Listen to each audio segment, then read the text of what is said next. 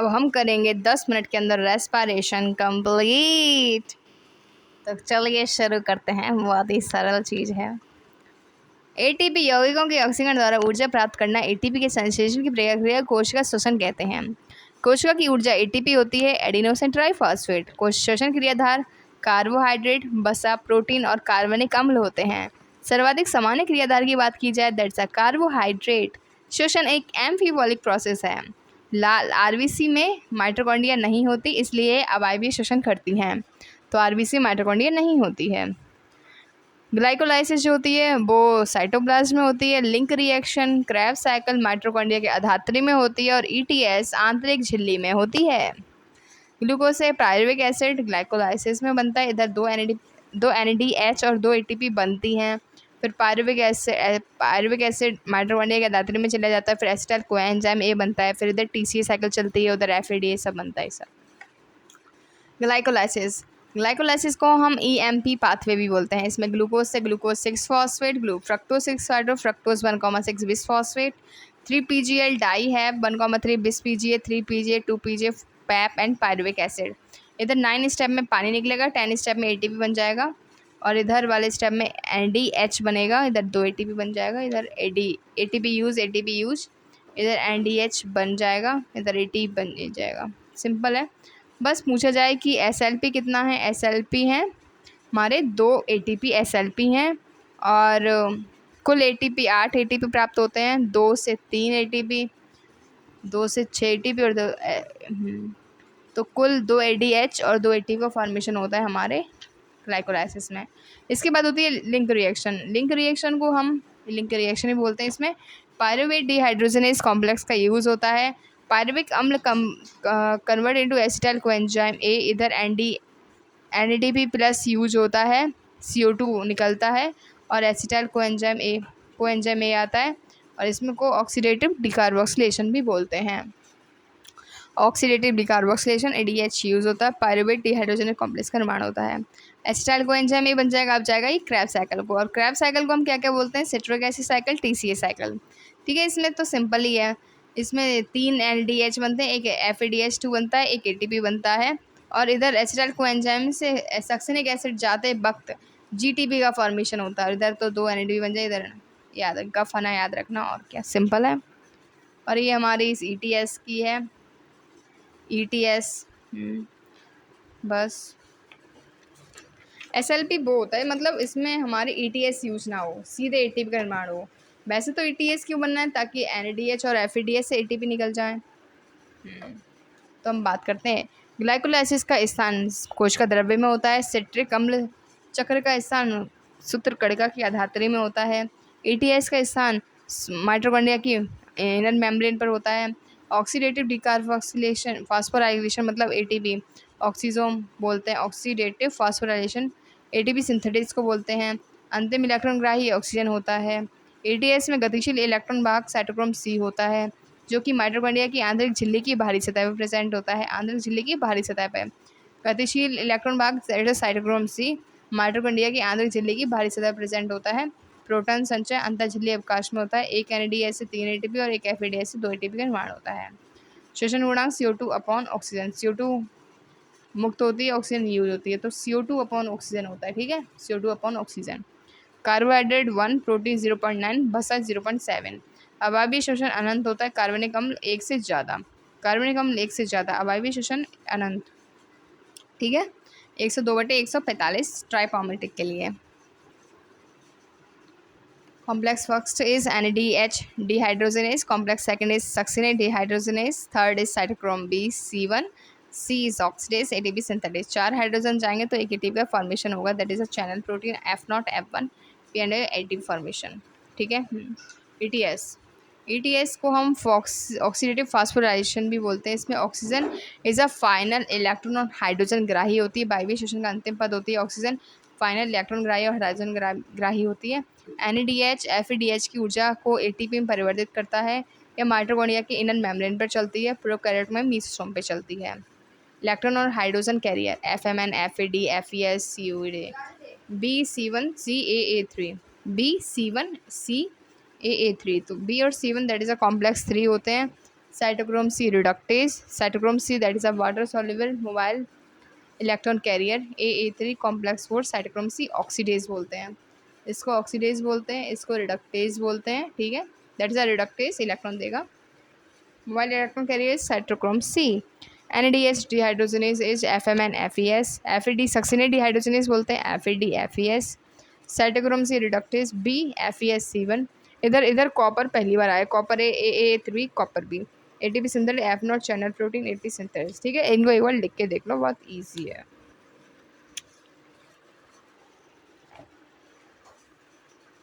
Net शोषण that is a net lab 2 ATP का होता है अवायवीय शोषण में। अवायवीय शोषण को हम किडमन भी बोलते हैं। तो इसमें ईस्ट है हमारा आंशिक oxidation, that's a alcoholic fermentation, that's a lactic acid formation. मांसपेशियों में होता है लैक्टिक एसिड फर्मेंटेशन।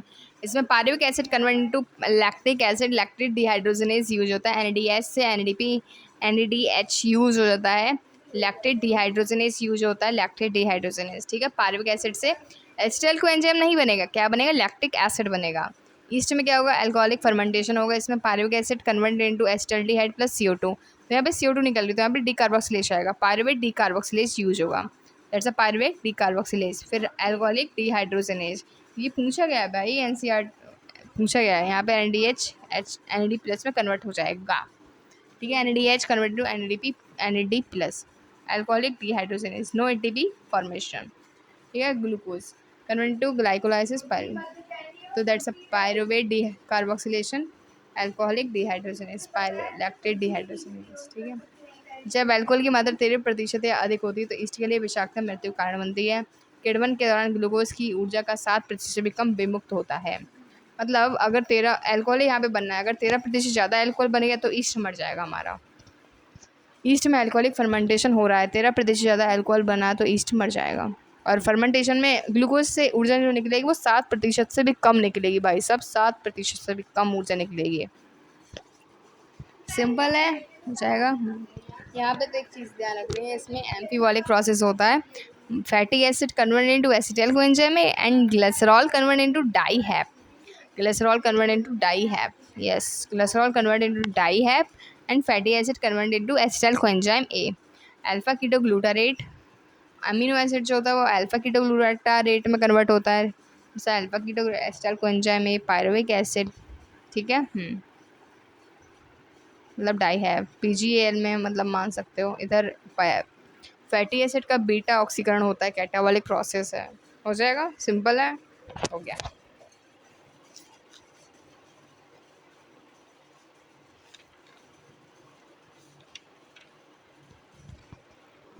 इसके बाद हमारा प्लांट ग्रोथ एंड डेवलपमेंट आता है, बहुत ही ईजी है, तो चलो इसको भी कंप्लीट करते हैं। पादप अंगों में इसके भागों में अनुत्क्रमणीय स्थायी परिवर्तन होता है, अपरिमित होता है, एनाबॉलिक प्लस कैटाबॉलिक दोनों प्रोसेस आते हैं। अपरिमित वृद्धि होती है, that is the open growth model होता है इसमें। प्राथमिक वृद्धि, द्वितीयक वृद्धि, द्वितीयक वृद्धि जो होती है, प्राथमिक वृद्धि रूट टिप और शूट टिप में पाई जाती है, जबकि सेकेंडरी ग्रोथ जो होती है वो डाइकॉट और जिम्नोस्पर्म में पाई जाती है। मक्का में 17,500, ठीक है। तरबूज में 3,50,000, तरबूज में 3,50,000, मक्का में 17,500 यूज़ होती है। लंबाई वृद्धि, पॉलिन ट्यूब, कोशिकाओं के आकार में वृद्धि, सतही क्षेत्रफल, शुष्क 17,500, तरबूज में 3,50,000। वृद्धि के 3 फेज होते हैं, मेरिस्टेमेटिक, धीरीकरण और परिपक्वता चित्र। मेरे को क्या ध्यान रखना है, धीरीकरण चित्र। इसमें सिर्फ 3 बातें हैं। पहला है बड़ा हुआ राजधानी भवन, जो वैक्यूल होगी वो बड़ी हुई होगी। कोशिका का विशालीकरण, सेल मतलब वैक्यूल बढ़ जाएगी, सेल बढ़ जाएगी, और न्यू सेल वॉल डिपोजिशन दिखाई देने लगता है धीरीकरण क्षेत्र में। न्यू सेल वॉल डिपोजिशन दिखाई देने लगता है धीरीकरण क्षेत्र में। नव कोशिका भित्ति निक्षेपण दिखाई देने लगता है धीरीकरण क्षेत्र में। कोशिका बड़ी दिखाई देने लगी, वैक्यूल बड़ी दिखाई देने के लिए, न्यू सेल वॉल डिपोजिशन। इसके बाद ये पढ़ते हैं, मतलब ध्यान मुझे यही रखना है, फिर तो हो जाएगा मेरा। और परिपक्वता चरण प्रवस्था, अधिकतम आकार होगी भित्ति की मोटाई के रूप में, जीव द्रव्य रूपांतरण के रूप में, ठीक है।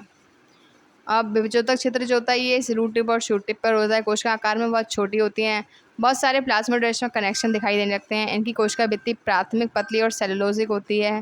ये कोशिकाएं जीव द्रव्य से भरपूर होती हैं। बड़ा संलक्ष्य केंद्रक दिखाई देता है, मतलब जो इनमें केंद्रक होगा बड़ा दिखाई देगा, ठीक है। सिंपल है, हो जाएगा, यस। वृद्धि दो प्रकार की होती है, एक हमारी अर्थमेटिक ज्योमेट्री है, अर्थमेटिक जो होती है एल टी बराबर एल नॉट आर टी, एक कोश का तो लगातार डिवाइड रहती है, जबकि एक कोश का डिफ्रेंशिएशन चलता है, जबकि ज्योमेट्रिक जो होती है W1 बराबर W not E R T होता है, वो लैग लॉग स्टेशनरी होता है, ठीक है। जो मक्का की एस्टिन आलू दूध में पाया जाता है। Sigmoid curve geometric growth, or is arithmetic growth rate होता है। नेचर में अधिक कर्व कैसे दिखाई देते हैं, ज्यामितीय वक्र में दिखाई देते हैं अधिकतर कर्व, सिग्मॉइड कर्व होते हैं। नेचर में अधिकतम कर्व मतलब ज्यामितीय वक्र सिग्मॉइड होता है, अंकगणितीय सीधी रेखा होती है, इनके फॉर्मूले ध्यान रख लेना, ज्यामितीय वक्र की ऐसा वक्र होता है, ठीक है। नेचर में अधिकतम कर्व कैसे दिखाते हैं, सिग्मॉइड, लैग लॉग स्टेशनरी। सापेक्ष में का फॉर्मूला सिंपल सा है, कितना बड़ा पहले कितना था, कितना बड़ा बटे पहले कितना था। निरपेक्ष में तो 100% देगा, सापेक्ष में इसमें तो 100% ग्रोथ होगी, जबकि इसमें 10% ही ग्रोथ हुई है। Growth rate in efficiency index को शो करता है, सिंपल है। Differentiation D differentiation D dividing D dividing, तो देखो डिफरेंशिएशन परमानेंट, डिवाइडिंग परमानेंट, तो ठीक है, डी डिवाइडिंग, इतना ध्यान रखना, डिफरेंशिएशन डी डिफरेंशिएशन होता है तो डी डिवाइडिंग होता है। फिर हम बात करेंगे इधर, सिंपल है, सब हो जाएगा। विभेदन भी खुला होता है, जो कोशिकाएं या ऊतक एक समान विभेदक से निकलते हैं उद्भव होता है, उनकी संरचना अलग अलग होती है, मतलब जैसी जो वहाँ पे बच्चा है वो वैसे ही बढ़ेगा। और यहाँ पे प्लाज्मेट, दीर्घकण, विभेदन, परिपक्वन, ये सब होता है। और यहाँ पे ध्यान रखना है कि एनवायरमेंटल हेट्रोफिली प्रेजेंट इन वाटरकप रैननकुलस और वाटरकप में क्या होता है, एनवायरमेंटल हेट्रोफिली प्रेजेंट होता है। वृद्धि नियामक ऑक्सीजन ज्योमेट्रिक साइटोकाइनेसिस वृद्धि बाधा, ये इथाइलिन जो होता है दोनों में यूज हो जाता है, लेकिन ज़्यादातर इसकी इसमें आता है, सही है। Oxygen geometric cytokinesis ethylene, indole, terpenes, purines, ethylene, carotenoid तनाव हार्मोन होता है, इसमें 3 होते हैं, गैसीय, इथाइलिन, इथीफोन, इसमें एच कजिन पकते हुए संतरे से प्राप्त होता है। प्यूरिन ब्रूनो N6 परफो अमीनो एसिड काइनेटिन होता है, एफ स्कूग ने इसको खोजा था। टर्पेंस होता है GA3, कवक जिब्रिला फ्यूजिगर इकुरोसावा में खोजा गया, इसको इंडोल यौगिक IAIBA NA 2,4 that's a natural that is synthetic, FW वेंडेजाई प्रांकोट चोल से। ऑक्सीजन को सर्वप्रथम मानव मूत्र से निकाला गया, सिंपल है, हो गया। ऑक्सीजन का तो याद है, चंदन ज़रा हर्बिसाइड रूट और प्लांट पर ऐड करो, सब हो जाएगा उसमें चंदन से। Cell elongation, xylem differentiation, herbicide 2,4 D rooting में, और एपिकल डोरमेंसी फ्लावरिंग इन अनानास, पार्थेनोकार्पिन टमाटर and abscission in mature plants, yes. Has और बैकग्राउंड कोश का विभाजन और फैलाव अनानास टमाटर में, तने की रूटिंग करा देगा, पुराने को गिरा देगा, नए को गिरने नहीं देगा, और अनानास में पुष्पन करा देगा, टमाटर में निषेक फलन, टाइकॉट में खरपतवारनाशी। जिबरेलिक एसिड का सिंपल है, इंटरनोड एलोंगेशन दिखाई देगा, गन्ना सेब अंगूर में इंटरनोड एलोंगेशन। माल्टिंग करा देगा शराब इंडस्ट्री में, बोल्टिंग करा देगा पत्ता गोभी और चुकंदर में, बोल्टिंग करा देगा, माल्टिंग इन शराब इंडस्ट्री, यस, ठीक है। शराब इंडस्ट्री। कॉनिफर्स में और जवान फलों को जवान बनाए रखता है जिबरेलिक एसिड, फलों को जवान कौन बनाए रखता है, जिबरेलिक एसिड, और पकाता कौन है, इथाइलिन पकाता है। तो जिबरेलिक एसिड में हम पढ़ चुके हैं, कॉनिफर्स ध्यान रखना है, जवान फलों को बनाए रखता है, फलों को क्या बनाए रखता है, जवान। मॉल्टिंग करा देगा शराब इंडस्ट्री में, बोल्टिंग करा देगा पत्ता गोभी चुकंदर में, इंटरनोड एलोंगेशन करा देगा गन्ना सेब और अंगूर। गन्ने का उत्पादन 20 टन तक बढ़ जाएगा, पढ़ लिए, हो जाएगा। साइटोकिनिन की बात करें, कोशिका विभाजन को बढ़ावा देता है, सीरस से प्रभावता पर काबू रखता है और अपस्थानिक ग्रोथ को बढ़ावा देता है, पोषक तत्वों की मोबाइलिटी को बढ़ावा देता है, और नई पत्तियों और क्लोरोप्लास्ट उत्पादन करने में सहायता करता है, नई पत्तियों और क्लोरोप्लास्ट उत्पादन में सहायता करता है। इथाइलिन में क्या है, कपास शहरी में बिलिगन को बढ़ावा देता है, ये पकाने का काम करेगा, आम और अनानास में पुष्पन फल पका देगा।